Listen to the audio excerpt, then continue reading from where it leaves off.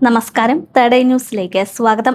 നൂറ്റാണ്ടുകളായി വിശ്വാസത്തിന്റെയും ശാസ്ത്രത്തിന്റെയും മധ്യേ ചർച്ചയായി തുടരുന്ന ഒരു രഹസ്യമുണ്ട്: ടൂറിൻ തുണി.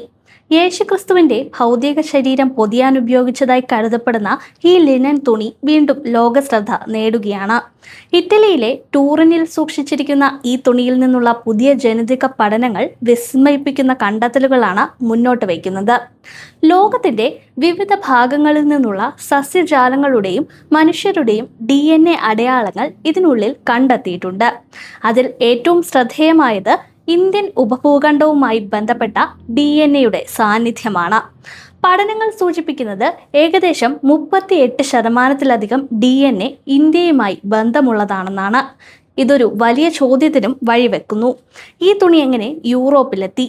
അതിന് മറുപടിയുമായി ഗവേഷകർ ചൂണ്ടിക്കാണിക്കുന്നത് പ്രാചീന വ്യാപാര പാതകളെയാണ്.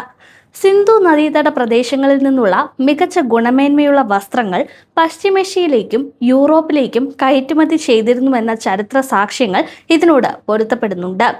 അതേസമയം ഈ തുണി യഥാർത്ഥത്തിൽ യേശുക്രിസ്തുവിനോട് ബന്ധപ്പെട്ടതാണോ എന്ന ചോദ്യവും ഇപ്പോഴും നിലനിൽക്കുന്നതാണ്. നൂറ്റാണ്ടുകളായി നിരവധി ആളുകൾ ഇത് സ്പർശിക്കുകയും കൈകാര്യം ചെയ്യുകയും ചെയ്തതിനാൽ DNA കലർന്ന മാറ്റങ്ങൾ ഉണ്ടായേക്കാമെന്നും ശാസ്ത്രലോകത്തിന്റെ മുന്നറിയിപ്പുണ്ട്.